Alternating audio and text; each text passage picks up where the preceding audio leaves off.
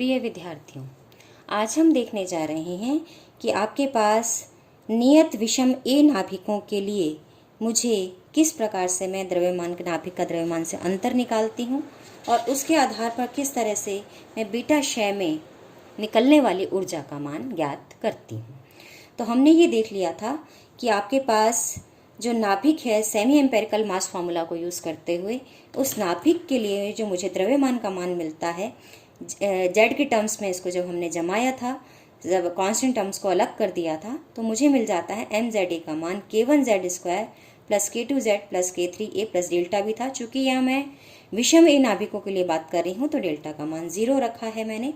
और स्थायित्व की शर्त हम देख चुके थे कि स्थायी नाभिक के लिए मुझे अगर ए नियत है तो स्थायी नाभिक का जो परमाणु क्रमांक मुझे मिलता है वो मिल जाता है -k2/k1 के बराबर। जब मैं इसका डिफरेंशियल z के साथ करके उसको 0 के बराबर रख देती हूँ तो मुझे ये मान मिल जाता है। अब यहाँ से मुझे ये पता चल गया कि k2 का मान जो है वो बराबर हो जाएगा आपके पास, तो k2 का मान मुझे मिल जाएगा यहाँ पे, और k2 का मान मैं रख सकती हूँ -2k1zs के बराबर।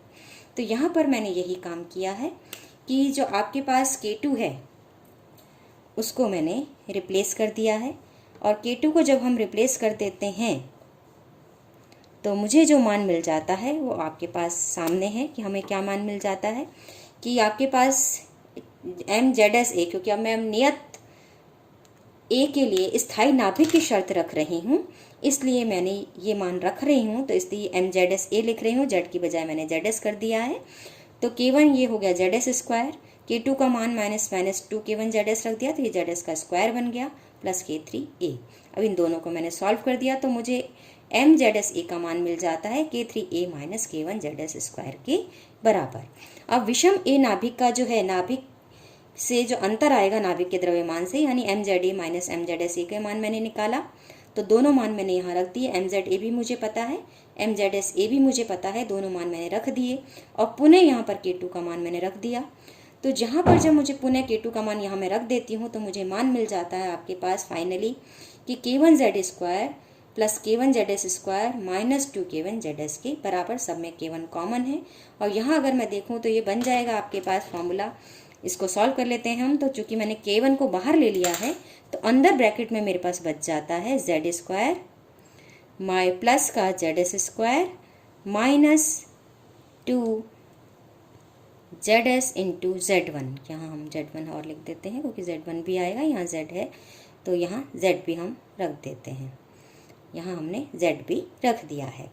तो जब मैं z को रख देती हूँ तो मेरे पास मिल जाता है मान मुझे कि ये बन गया मेरे पास z² plus zs² minus 2zs, यानी कि यहाँ पर ये हो गया z माइनस zs का होल स्क्वायर। तो mza माइनस mzs यानी का जो नाभिक का द्रव्यमान है उसका स्थायी नाभिक के द्रव्यमान से जो मुझे अंतर मिलता है वो किसके बराबर जाता है, सेमी एम्पेरिकल मास फार्मूला के आधार पर k1z माइनस zs के होल स्क्वायर के बराबर। और यही मान अगर मैं काम करना चाहूँ सम ए के लिए तो क्या अंतर आएगा मेरे पास कि आपके पास जो सम ए मुझे दो स्थितियों में मिलता है, विषम जेड के लिए और सम जेड के लिए। तो विषम जेड के लिए मेरे पास ये मान आ जाता है क्योंकि डेल्टा शून्य नहीं होता है, इसलिए विषम जेड के लिए इन दोनों द्रव्यमानों का अंतर मुझे मिल जाता है k1z माइनस zs का होल स्क्वायर प्लस 2 डेल्टा विषम जेड के लिए, और प्लस 0 मिल जाता है मुझे सम जेड के लिए। अंतर सिर्फ क्या है कि ये मान तो है ही, बस डेल्टा का अंतर मुझे यहाँ देखने को मिलता है। विषम जेड के लिए 2 डेल्टा हो जाता है और सम जेड के लिए ये हो जाता है 0। अब मुझे निकालना है बीटा डीके में निर्गत ऊर्जा का मान विषम ए नाभिकों के लिए और सम ए नाभिकों के लिए। तो जो आपके पास मेरे पास उपस्थित हैं, जो आपके पास हैं विषम ए नाभिक हैं, उनके लिए बीटा डीके में उत्सर्जित ऊर्जा का मान मैं निकाल रही हूँ कौन से मात्रक में, द्रव्यमान मात्रक में। तो अब यहाँ पर निर्गत ऊर्जा कितनी होगी, जितना द्रव्यमान का अंतर है, क्योंकि जो मास क्षति है, द्रव्यमान क्षति है, मास डिफेक्ट है, वही तो ऊर्जा में बदलता है। तो यहाँ पर मास डिफेक्ट कितना हुआ, जब बीटा डीके माइनस जे का हो रहा है तो z प्लस 1 में बदल गया।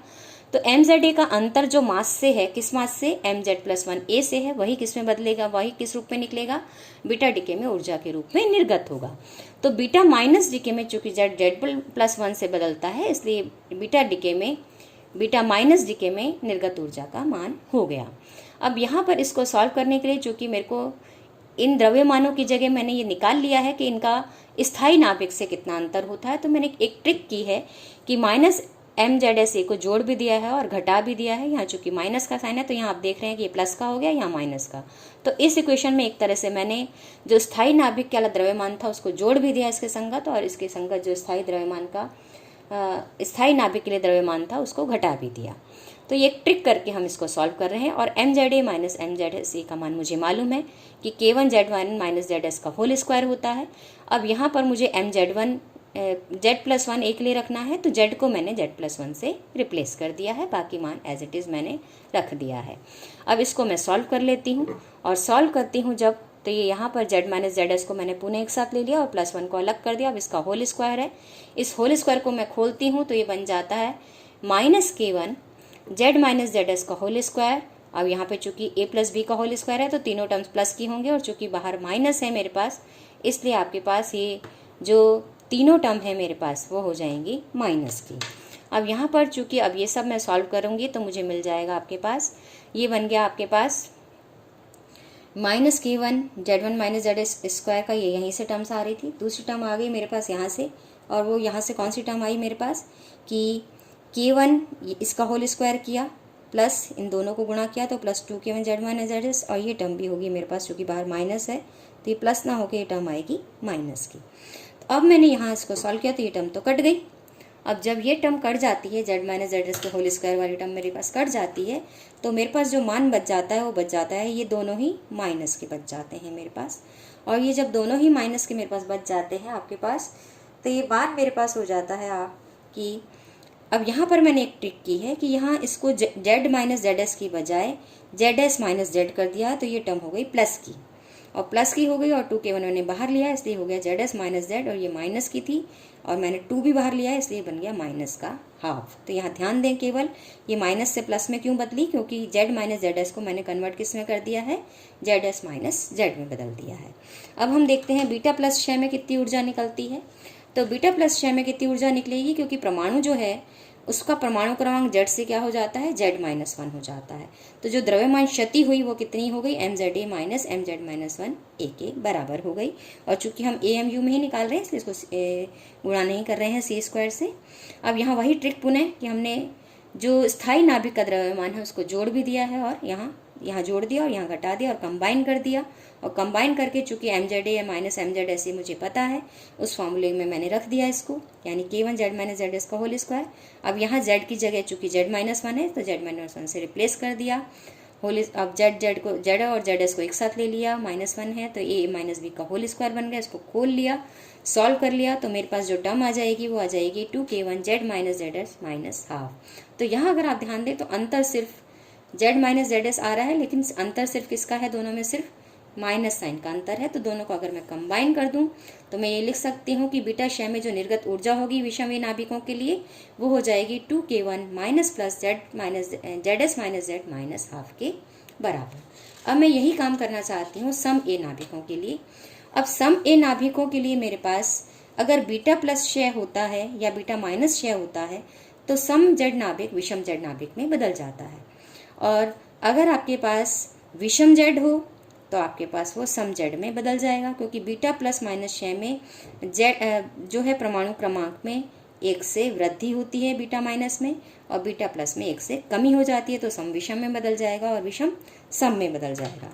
तो अब हम सबसे पहले ये देखने जा रहे हैं कि अगर बीटा क्षय हो रहा है और सम Z नाभिक किस में बदला है, कन्वर्ट हुआ है किसमें, विषम Z नाभिक में बदल रहा है, तो हम ये जानना चाहते हैं कि उत्सर्जित ऊर्जा का मान कितना होगा। तो यहाँ पर मैंने वही फॉर्मूला द्रव्यमान क्षति का लगा दिया। अब यहाँ हम दोनों के लिए एक साथ ही काम कर रहे हैं, अलग अलग नहीं कर रहे हैं, क्योंकि हम उसको पहले समझ चुके हैं कि हमें क्या करना है। तो MZA minus MZ plus minus A depend करेगा कि बीटा प्लस डीके है या बीटा माइनस डीके है। अब पुनः यहाँ पर मैंने जो स्थायी नाभिक का द्रव्यमान है वो दोनों जगह जोड़ भी दिया और घटा भी दिया, और चूंकि ये मान मैं निकाल चुकी हूँ, और ये मैंने देखा था कि सम नाभिक के लिए जो मेरे पास मान आता है वो सम नाभिक के लिए, सम Z के लिए मेरे पास मान आ जाता है इसके अंतर का K1 Z minus ZS square plus 0, और विषम Z के लिए आता है यहाँ +2 डेल्टा, यही अंतर है। तो सम Z के लिए मैंने यहाँ +0 कर दिया। अब चूंकि बाद वाला विषम Z हो जाएगा इसलिए यहाँ पे मैंने +2 डेल्टा लगा दिया है। अब मैं इसको सॉल्व कर ले और जेड को किससे रिप्लेस कर दिया हमने, जेड -1 या +1 डिपेंड करेगा बीटा माइनस डीके है या बीटा प्लस डीके है। अब मैंने इसको सॉल्व कर लिया और सॉल्व करने पर मुझे मिल जाता है 2k1 minus plus ZS minus Z minus 2 delta, क्योंकि ये 2 डेल्टा पीछे आ रहा है तो ये माइनस का बन जाता है। अब मैं दूसरा काम करूं कि विषम जेड नाभिक किसमें बदल गया, सम जेड में बदल गया। तो यहाँ पर वही हम काम करें, द्रव्यमान का अंतर लिखा और फिर जो आपके पास स्थायी नाभिक का जो परमाणु क्रमांक का जो द्रव्यमान है, नाभिक का जो द्रव्यमान है वो मैंने जोड़ भी दिया और घटा भी दिया। पुनः वापस हमने विषम नाभिक के लिए जब मैं लिखती हूँ इस अंतर का मान, तो यहाँ पे प्लस डेल्टा 2 डेल्टा आता है और चूंकि अब ये सम नाभिक में कन्वर्ट हो रहा है इसलिए यहाँ पर ये 0 हो जाएगा। तो इस पूरे को सॉल्व करने पर ये लगभग इसी तरह की सॉल्यूशन है। सिर्फ अंतर क्या है कि यहाँ पर -2 डेल्टा आ रहा था तो यहाँ पर +2 डेल्टा आएगा। ये हमें ध्यान रखना होगा कि जब सम नाभिक विषम जेड में बदले, सम जेड नाभिक विषम जेड में बदलेगा तो -2 डेल्टा होगा यहाँ पर। बाकी टर्म एज इट इज है जो पहले भी आ रही थी मेरे पास। और अगर विषम जेड नाभिक सम जेड नाभिक में बदलता है तो ये माइनस की जगह +2 डेल्टा हो जाता है। बाकी ये टर्म हमारी हर डीके में कॉमन आ रही है, चाहे वो विषम ए के लिए है चाहे वो सम ए के लिए है जिसमें बीटा डीके हो रहा है। तो इन सब समीकरणों से हमें दिख रहा है कि जब आपके पास स्थायी संभारिक नाभिक अस्थायी नाभिक से Z माइनस ZS बढ़ने से क्षय ऊर्जा में क्या होती है, वृद्धि होती है। यानी स्थायी संभारिक नाभिक से वो क्या बन रहा है, अगर अस्थायी बन रहा है तो Z माइनस ZS बढ़ने से क्षय ऊर्जा में क्या होती है, बीटा डीके में वृद्धि होती है। यानी जितना अंतर होगा स्थायी और अस्थायी नाभिकों के परमाणु क्रमांक का उतनी ही ज़्यादा ऊर्जा का उत्सर्जन होगा बीटा डीके में। और जैसे जैसे आपके पास क्षय ऊर्जा बढ़ती है हम ये कह सकते हैं कि आयुकाल उसका घटता है और ऊर्जा घटने पर आयुकाल बढ़ जाता है। ये हमें ध्यान रखना है। और ये अब बात आप समझ सकते हैं कि परवलय जो हमने दो बनाए हैं विषम जेड और सम जेड के लिए वो ऊपरी भुजा भाग वाले में स्थित होते हैं। यानी कि एक तरह से हम कहें कि ये जो मिनिमा मेरे पास आ रहा है परवलय में वो तो बताता है स्थायी नाभिक को और दोनों ओर का जो मुझे ऊपरी हिस्सा है वो बताता है अस्थायी नाभिक को। और आयुकाल जब कम हो जाता है तो काल कम होने से मेरे पास अच्छे से पता है मुझे आयुकाल कम होने से ऊर्जा क्षय में वृद्धि होती है, ऊर्जा में वृद्धि होती है। लेकिन ऐसे जो नाभिक हैं जो कि आयुकाल कम है तो ऐसे नाभिक मुझे प्रकृति में कम ही उपलब्ध हो पाएंगे क्योंकि वो कम आयुकाल होने से जल्दी क्षय हो जाएंगे और जल्दी क्षय हो जाएंगे तो मुझे प्रकृति में मिलना उनका आसान नहीं होगा। अब हम देखते हैं कि जो बीटा स्थायी नाभिक हैं वो प्रोटॉन और न्यूट्रॉन उत्सर्जन के लिए स्थायी होते हैं। यानी आपके पास जो बीटा स्थायी नाभिक हैं इसका मतलब जिनमें बीटा उत्सर्जन नहीं होता है। वो नाभिक जिनके लिए कि n/z का मान या तो बहुत कम है या बहुत अधिक है, ऐसे नाभिकों का बीटा क्षय इतनी शीघ्रता से होता है कि उनमें प्रोटॉन और न्यूट्रॉन का उत्सर्जन मुझे कम ही देखने को मिलता है। वो सब क्या हो जाते हैं, बीटा डीके करके स्थायी नाभिक में बदल जाते हैं। और वो नाभिक जिनके लिए Z>83 है या A का मान 150 से ज़्यादा है ये बीटा उत्सर्जन के लिए स्थायी हैं, यानी इनमें बीटा उत्सर्जन नहीं होता है। तो मैं ये कह सकती हूँ जो हल्के नाभिकों हैं उनमें बीटा क्षय की प्रवृत्ति ज़्यादा है, जो अधिक भारी नाभिक हैं उनमें अल्फा उत्सर्जन की प्रकृति ज़्यादा है, अल्फा डीके की संभावना उनमें ज़्यादा होती है। इस प्रकार से हम नाभ के स्थायित्व की व्याख्या कर सकते हैं। अब पहले हम अगले लेक्चर में हम देखेंगे कुछ इनसे जुड़े हुए एग्जाम्पल्स, यानी कि सेमी एम्पिरिकल मास फार्मूला और नाभ के स्थायित्व से जुड़े हुए कुछ एग्जाम्पल, और उसके बाद हम देखेंगे कि नाभ की संरचना को बताने के लिए किस प्रकार से अलग अलग मॉडल दिए गए हैं। धन्यवाद।